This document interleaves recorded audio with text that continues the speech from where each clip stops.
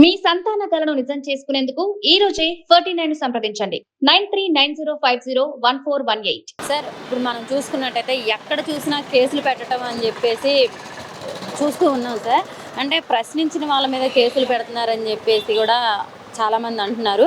అంటే న్యాయంగానే పెట్టారని చెప్పేసి అధికార పక్షం అంటుంది. అసలు మనం దీన్ని అసలు ఎలా చూడొచ్చు ఈ కేసుల్ని?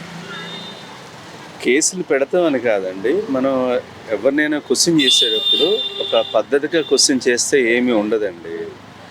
ఇష్టం వచ్చినట్టు క్వశ్చన్ చేస్తే, ఇష్టం వచ్చినట్టు మాట్లాడితే జనరల్గా కొంచెం పవర్లో ఉన్న వాళ్ళు న్యాచురల్గా యాక్షన్ తీసుకుంటారు.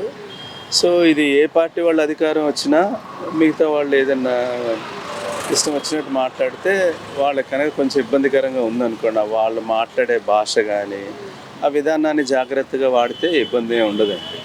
కట్ త్రోట్గా 4 కేసులు పెట్టి 4 కేసులు బెయిల్ వచ్చినప్పటికీ ఈసారి ఉపా కేసు అంటే ఏది ఉగ్రవాదుల మీద, టెర్రరిస్టుల మీద పెట్టే కేసు పెట్టారు. మరి అసలు ఇది ఎంతవరకు కరెక్ట్ అంటారు?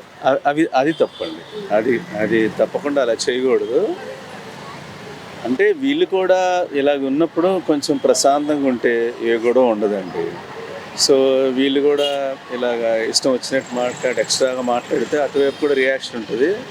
సో బట్ ఈ టెర్రరిస్టులు ఇవన్నీ అంటారా, మనందరం సాధారణ జనం. మనకి వాటితో అవన్నీ అసలు మనకి ఎటువంటి సంబంధం లేదు కాబట్టి అది మాత్రం తప్పు. అంటే ఇదంతా ఎందుకంటే ఇప్పుడు ప్రతిపక్షాలేమో ఇదంతా దారి మళ్లించడానికి ఈ కేసుని రావణ్ చుట్టూ తిప్పుతున్నారు, ప్రభుత్వాన్ని మొత్తం పోలీసు వ్యవస్థను మొత్తం. అంటే ప్రభుత్వం అంతా గజిబిజి చేస్తుంది, ప్రజలనంతా తప్పుదోవ పట్టిస్తుంది. అంటే దేశంలో చాలా అంటే చేయాల్సిన చాలా కేసులు ఉన్నాయి. మనం చూసుకుంటే బందర్లో, వైజాగ్లోను మత్స్యకారులు చనిపోయారు. చాలా చోట్ల ఇలాంటివన్నీ వదిలేసి ఈ రావణ్ చుట్టూనే ఎందుకు తిప్పుతుంది ప్రభుత్వం పోలీసులు అని చెప్పేసి కూడా అంటున్నారు. దాన్ని అసలు ఎలా చూడొచ్చు? అంటే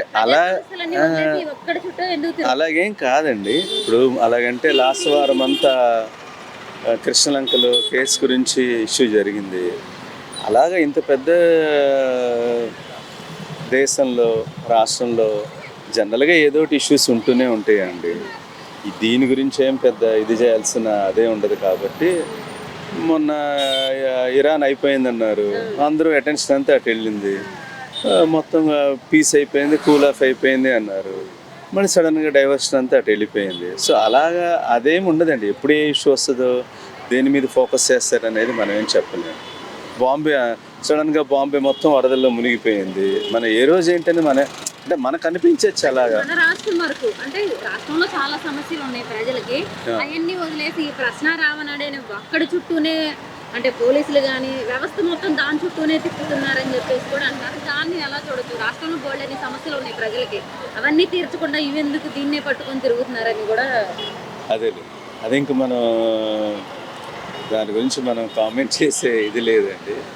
పవన్ కళ్యాణ్ గారు కూడా కేసు పెట్టడం జరిగిందండి, సుగాలి ప్రీతి వాళ్ళ అమ్మగారు.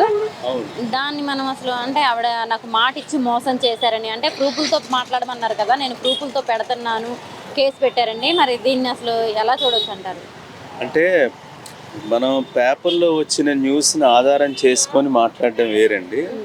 రియల్గా ఏం జరిగింది అనేది కొంచెం మనం డీప్గా తెలిస్తే తప్ప, అక్కడ ఏం జరిగింది ఏంటి అనేది తప్ప మనకు ఒక అవగాహన వస్తుందండి. పేపర్లో బోల్డ్ న్యూస్లు వస్తాయి, దాన్ని మనం అనలైజ్ చేయడం అనేది మనకు తెలియదు అన్నమాట. సో కొంచెం డీప్గా వెళ్తే అసలు అక్కడ ఈయనేం మాట్లాడారు, ఆవిడేం అడిగారు, ఎంతవరకు ఏంటి అనేది మనకు ఒక క్లారిటీ వస్తుంది. సో క్లారిటీ లేకుండా మనం మాట్లాడాలి. Thank you. నమస్తే మేడం, మీ పేరు? నా పేరు సింధు అండి. ఏం చేస్తుంటారు మేడం? House wife. మేడం, అన్ని రేట్లు పెరిగిపోయినాయి అంటున్నారు. ఇప్పుడు ఎలా ఉంది మేడం? అంటే ఇంట్లో గడపాలని ఆడవాళ్ళే కదా అన్నీ చూసుకునేది, అసలు ఎలా అనిపిస్తుంది మేడం? ఇప్పుడైతే ప్రెసెంట్ రీజన్గానే ఉన్నాయండి, ఏమంత హెవీ రేట్లు ఏం కనిపించలేదు. మరి ఈరోజు నేను వచ్చాను కాబట్టి. అంటే కూరగాయలు కాదు, నిత్యావసర వస్తువులు నాకేం మరి పర్వాలేదండి, బాగానే అనిపిస్తుంది. మరి అంత ఎక్కువ ఏం లేవు. అంతేకాకుండా అసలు గవర్నమెంట్ ఎలా ఉంది మేడం? గవర్నమెంట్ బాగుందండి. ఎందుకు అభివృద్ధి, సంక్షేమమా? ఏ రకంగా చూసుకున్నా బాగుంటుంది కదా. అంటే అభివృద్ధి కనిపిస్తుంది అసలు? కనిపిస్తుంది కదండి. ఎక్కడ మీరు చూసిన అభివృద్ధి ఏమన్నా చెప్పగలరు? అంటే బాబు గారు అధికారంలోకి వచ్చిన తర్వాత ఎలాంటి అభివృద్ధి చేశారు? ఎలాంటి అభివృద్ధి అంటే రోడ్లు బాగుంటాయి ఆయన వస్తే, మెయిన్ ఆయన వస్తే కంపల్సరీ డెవలప్మెంటే చూస్తారు. అలాగే ఇప్పుడు పథకాలు కూడా అన్ని, అమ్మఒడి కూడా నాకు లాస్ట్ ఇయర్ వచ్చింది. మరి అంతేకాకుండా అంటే ఈయన వచ్చిన తర్వాత కేసులు ఎక్కువ పెట్టేస్తున్నారు అంటున్నారు. అంటే మనం చూస్తూ ఉన్నాం సోషల్ మీడియాలో, అంటే వాళ్ళ మీద వీళ్ళ మీద కేసులు పెట్టుకోవడం. దీన్ని అసలు ఎలా చూడొచ్చండి ఈ ప్రజాస్వామ్యం? అవన్నీ అంత ఐడియా లేదండి వాటి మీద నాకైతే. సరే